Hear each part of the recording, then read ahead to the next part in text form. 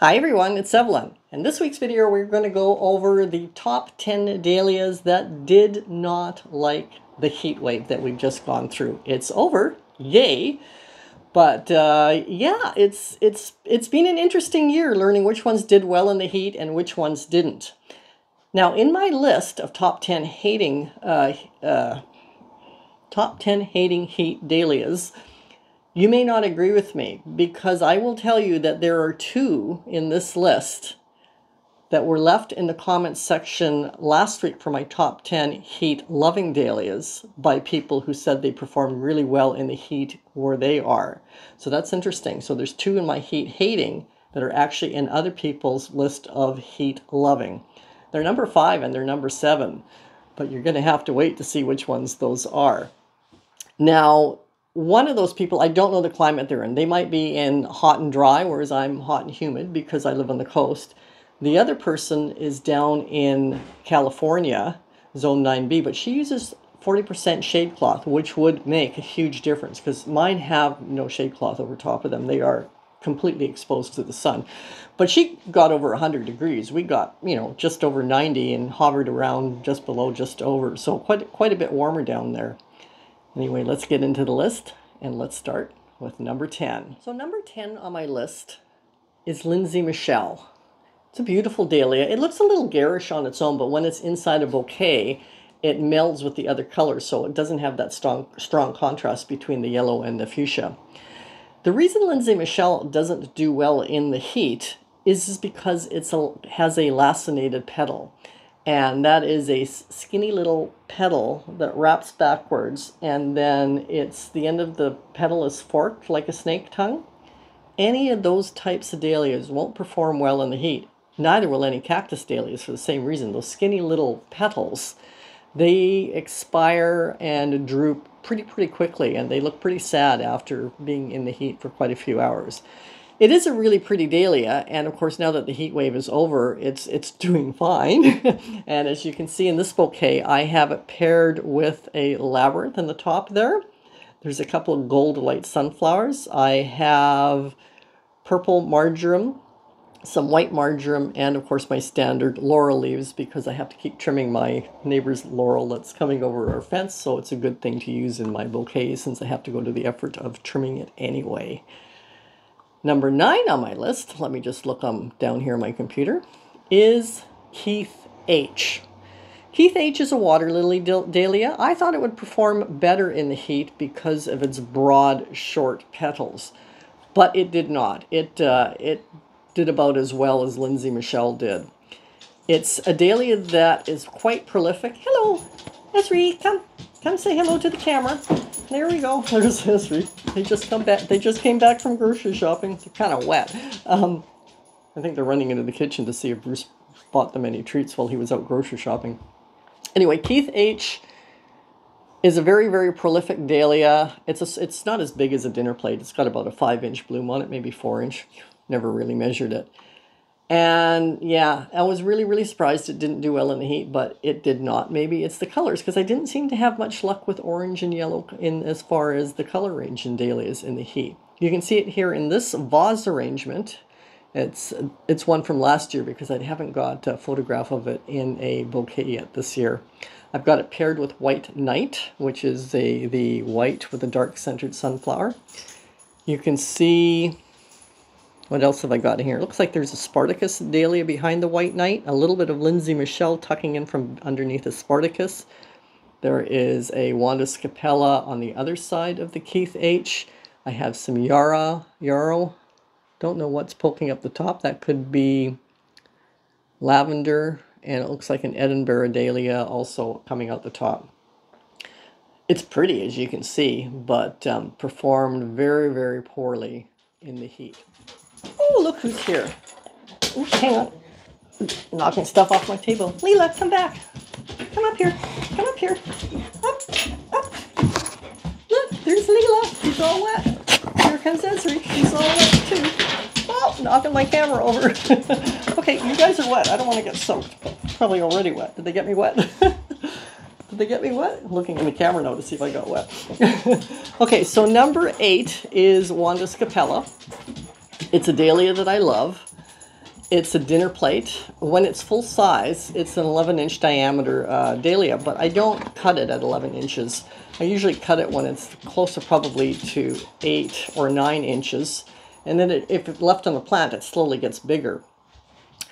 Which is what I did because it wasn't making a good cut flower in the heat wave whatsoever. And that's why it's not a number 10, because on the plant, when it's full-size dinner plate, it looks stunning from the road. So anybody stopping off at my roadside flower wagon would just think it's spectacular. And, you know, it's a bit of good advertising for the flower wagon. Now, the bouquet that I have paired it with here, you can see I've got poppy pods popping up above it. That looks really good. A little bit of purple marjoram just below it. A white light sunflower beneath it. And it's interesting that the white light sunflowers take on the yellow cast of the Wandis Capella dahlia. Behind it you can see a labyrinth. Now, what's interesting about Wandis Capella is it's very similar in look to Kelvin Floodlight.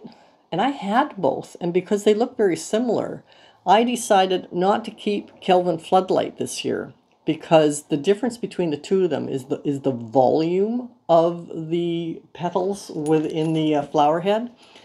And Wandis Capella is a fuller flower than Kelvin Floodlight. But last week in my heat-loving dahlias, someone left Kelvin Floodlight as one of their dahlias that did well in the heat. So now I'm thinking, geez, maybe I should have kept some of the Kelvin Floodlight.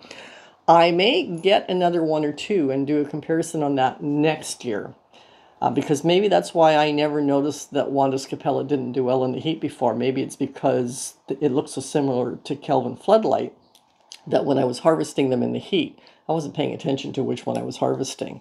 So that might be a reason to keep or put Kelvin Floodlight back into my list of dahlias that I grow, simply for the fact that if it does better in the heat, it might be good to have a few of those. So after number 8, we're going to get to my number 7 dahlia that does not like the heat.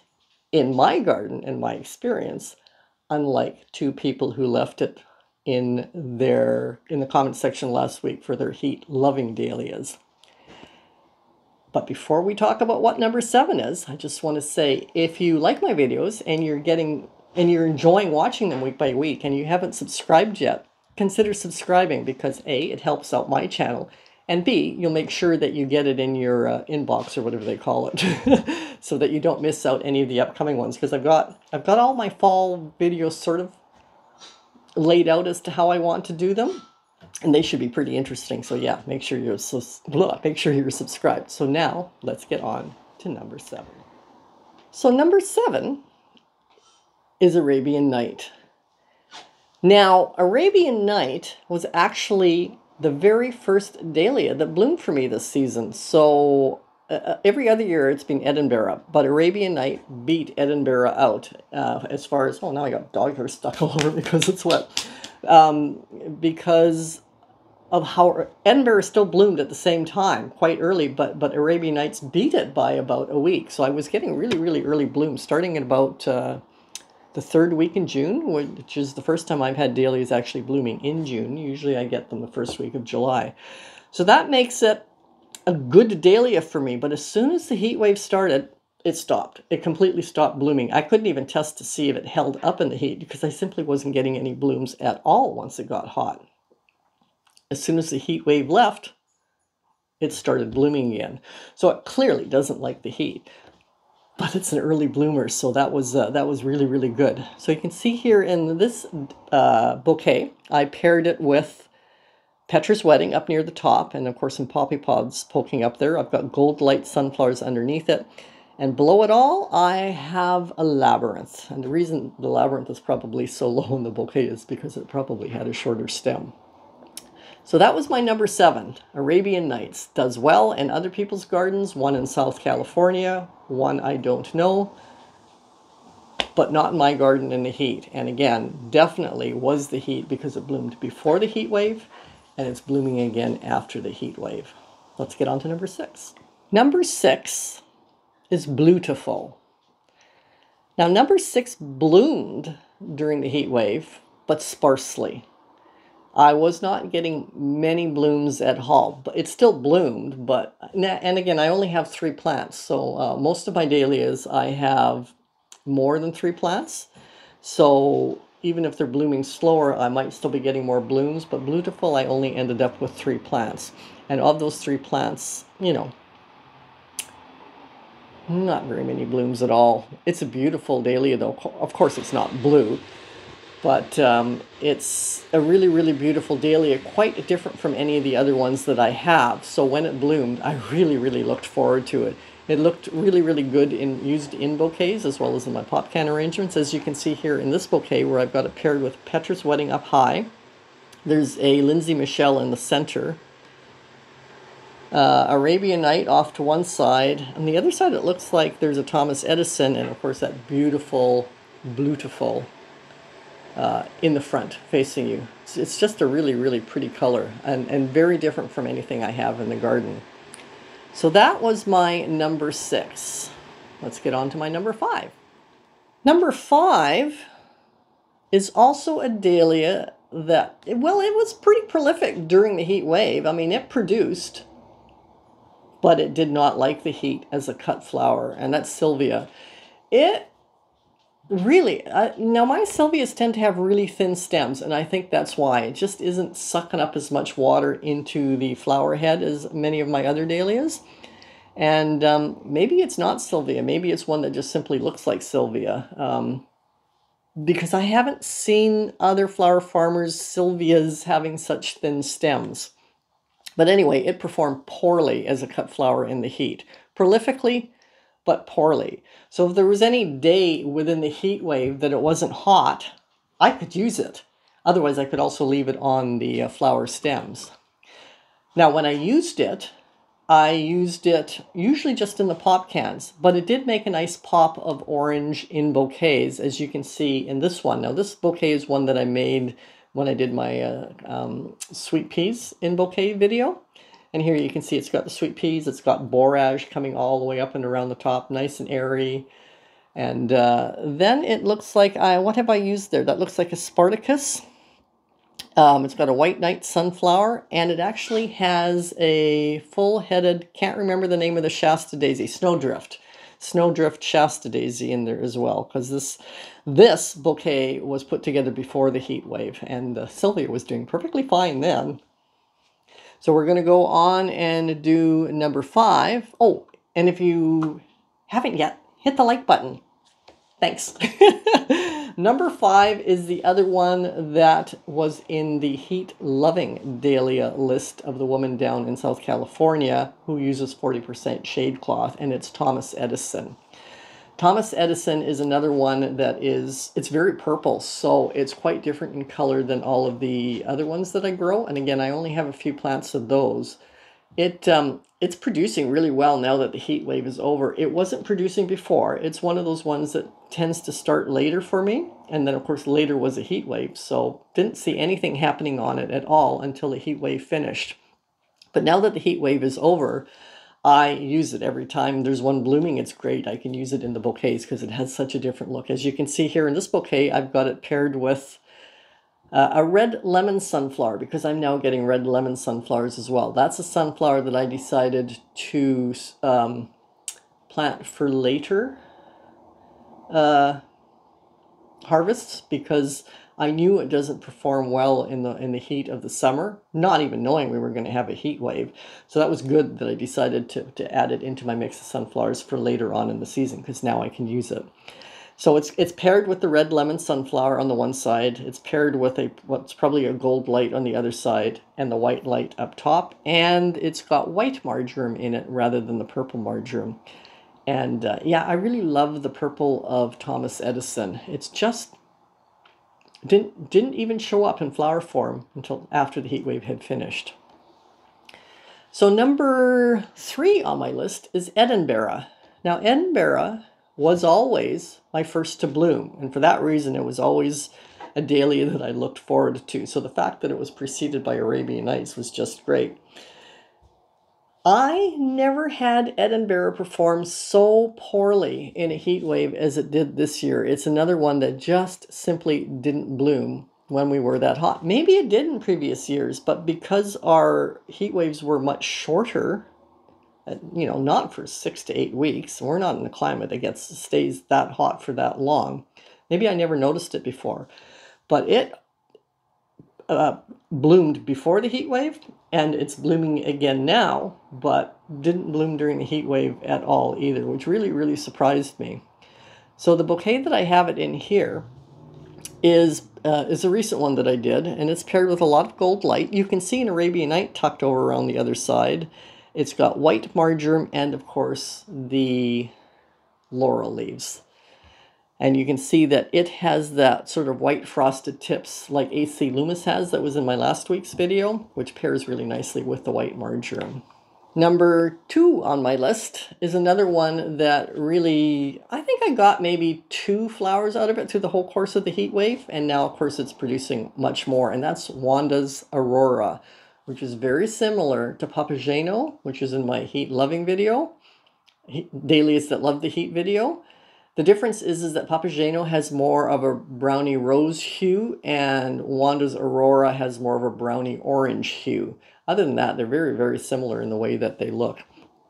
And I use them quite often together in bouquets. Now, I paired it here with a gold light again, with purple marjoram, and I think that looks like there's a labyrinth around the side with it.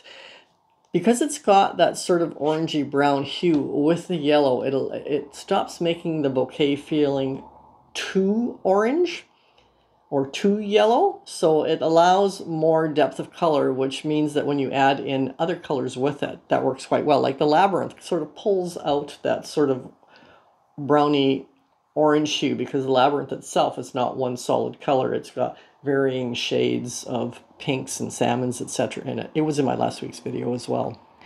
Now that brings us to the number 1 dahlia on my top 10 hating heat. I can't say that right. Top 10 hating dahlias in the heat, or however I named this video. And that's AC Ben. AC Ben is a great fall dahlia. It doesn't ever bloom in the heat of the summer, even when it's not a heat wave. It's one of those ones that you start to see it blooming towards the end of August, which is perfect because it's a perfect fall dahlia. It's got sort of yellow deep down within it, but other than that, there's a lot of tangerine and orange in it. And it's a stunning dahlia. And once the fall goes around, those are the colors that you want in bouquets. So you can see here, I've paired it with Pro-Cut Orange. I've also got Labyrinth in there. And in this bouquet, which was done recently, I have the very first of my second flush of snapdragons poking off to the side there. You don't see the snapdragon blooms, you just see the tip of the snapdragon poking out. It hasn't gotten in bloom yet. With the laurel leaves, and I believe there's white marjoram in there too, because at this time I finished with the purple marjoram. It's done. I've cut everything I had, and I'm now working on the white marjoram. So that's my top 10 heat-hating dahlias. I've mentioned multiple times throughout this video that last week I did my top 10 heat-loving dahlias. So if you haven't watched that video, you might want to check it out to know what I was talking about. So I'll put it up here. See you guys next week. Bye.